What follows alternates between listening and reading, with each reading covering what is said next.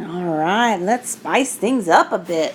These nonlinear systems of equations, you're still doing the same methods. It's still substitution, it's still elimination that you're going through and you're working these problems, but you're just not having linear problems that you're working now. Okay, that's no big deal. Let's try this one on. So check out what we already have. I have two equations, x squared minus y equals 4 and x plus y equals negative 2. Look at this little beauty right here. A negative y and a positive y set up for us on a nice silver platter. So if I already have the same coefficient, let's do a little elimination method, shall we? Now the x squared and the x are not like terms, so we just have to rewrite those. The y's cancel, and then 4 minus 2 is a 2. Ooh, and look what we get the amazing opportunity to do now. As soon as you see a squared term, what do you need to be thinking? Factoring. So go ahead and factor this. So x squared plus x minus 2 equals 0. And then we get to factor. How cool is that? We have the x's with a minus in the back. You know your signs are different. So that's a plus 2 and a minus 1. So I have two x values. When x plus 2 equals 0 and when x minus 1 equals 0. So x is equivalent to a negative 2 and a positive 1. So that's the cool part about this. I have x is equal to a negative 2 and a positive 1. We have two x values that we get to plug back in and solve for y values. So in this one, I got 2 points that we get to look at. That's awesome. So let's do it right now. If I plug in this negative 2, so when x is equal to a negative 2, we plug that in. I would plug it in this bottom one because it's just easier. We have negative 2 plus y is equal to a negative 2. If you add 2 to both sides, then y is now equal to 0. That is legit.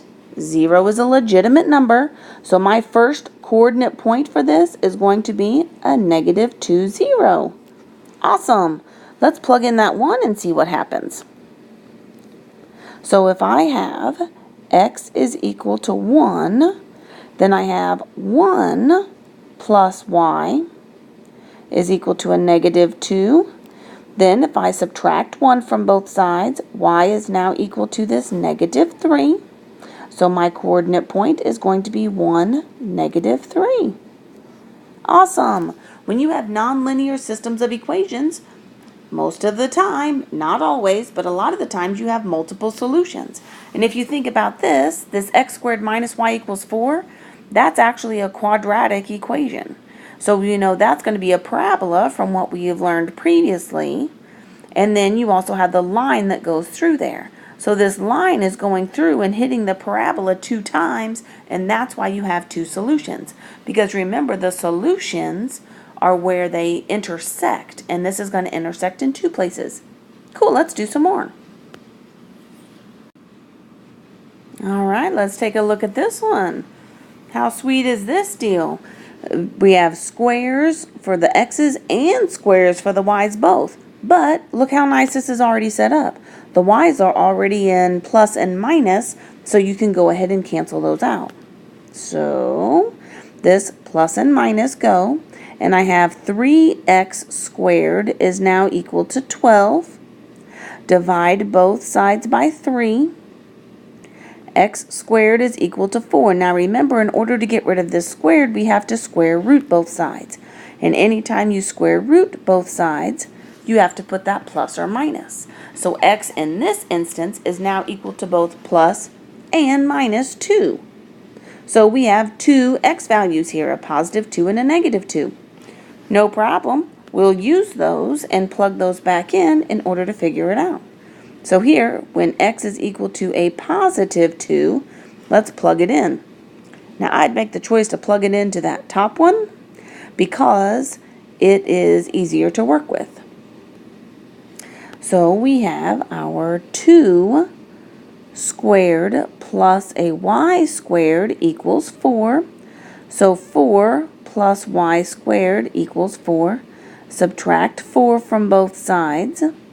So y squared is now equal to 0. Well, that's awesome. Even when you square root 0, it's still 0, and there's no plus or minus associated with that. So I just have the point 2, 0. There's my first point. Awesome. Let's do the next one.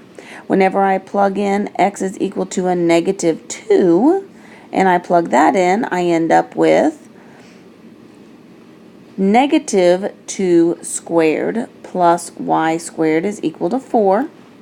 So negative 2 squared is 4.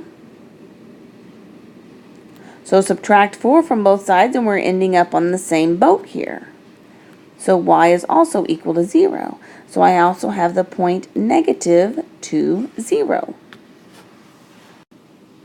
So here is a picture from a graphing calculator of what this actually looks like. So your top equation here is a circle, and the bottom equation, it's called a hyperbola because that's those two sides.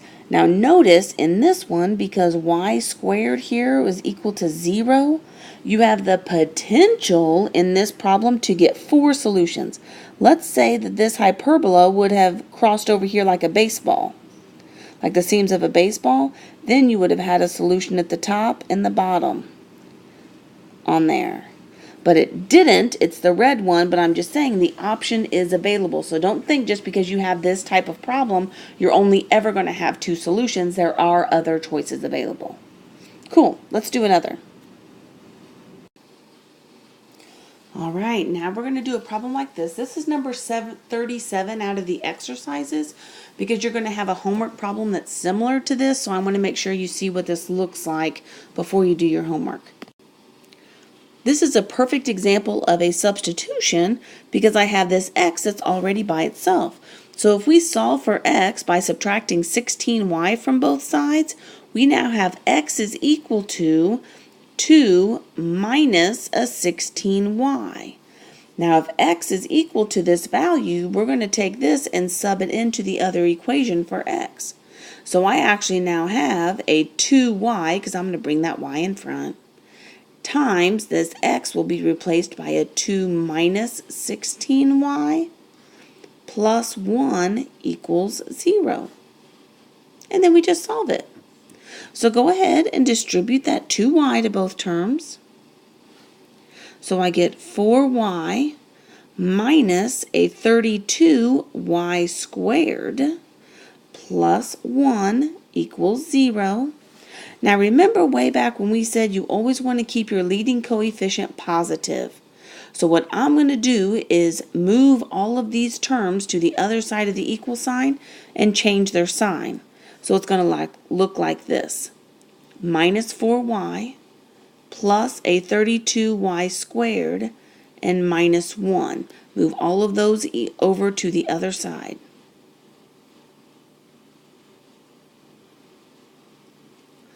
Cancel on this side, and now I have a 32y squared minus 4y minus 1 is going to equal 0.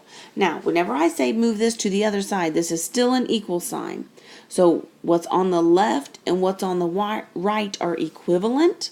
Whether the zero's on the left or the right doesn't matter. What does matter is that the signs are correct. So I have a positive 32, a negative 4, and a negative 1. I like to work with my variables on the left-hand side, so I'm going to just keep them over there. All right, now let's do work on this thing. Look at this. We get the amazing opportunity to factor here, so let's do it right now. I know the minus in the back. I know my signs are going to be different, so I'm going to have a plus 1 and a minus 1 back there. And then I have to figure out what multiplies to give me 32. So let's try an 8y and a 4y. Then remember, you get to check your outsides and inside terms. So your outside terms are going to be a negative 8y, and your inside terms are a positive 4y. When I add that up, it gets me the middle term that I need. So I know I factored correctly. Cool. So now let's solve. If I have 8y plus 1 equals 0, and 4y minus 1 equals 0, To solve the first one, I'm going to subtract 1 from both sides. So 8y is equal to a negative 1. Divide both sides by 8, and y is equal to a negative 1/8. For the other one, I add 1 to both sides. So 4y is equal to a positive 1. Divide both sides by 4, and y is equal to a positive 1/4. Cool. Now, plug those values in. So I'm going to plug it into this bottom equation just because I think it'll make it easier, because x is already by itself. So whenever I go to plug this in, I now have x is equal to, so let's do y is equal to a negative 1/8 first. So x is now equal to 2 minus 16 times a negative 1/8. So the beauty of that is that 8 goes into 16 2 times. So a negative times a negative is going to give me a positive. So I actually have 2 plus 2. So x in this instance will be 4. So for my first coordinate point, I have 4 negative 1/8. Awesome! Now let's do the other one. I want to say what's happening when y is equal to a positive 1/4. So plug that in. I now end up with x is equal to 2 minus 16 times 1/4. And so 4 goes into 16 4 times, so that's awesome. X is equal to a 2 minus 4, so x is a negative 2. So I now have the coordinate point negative 2 1/4. Yay! So we now have our 2 coordinate points for our answer. So this is a good example of substitution. We use elimination a lot when we work through these problems, so I always think it's nice whenever you can have a substitution problem so you can see how that works. Awesome! Now let's go do some awesome homework.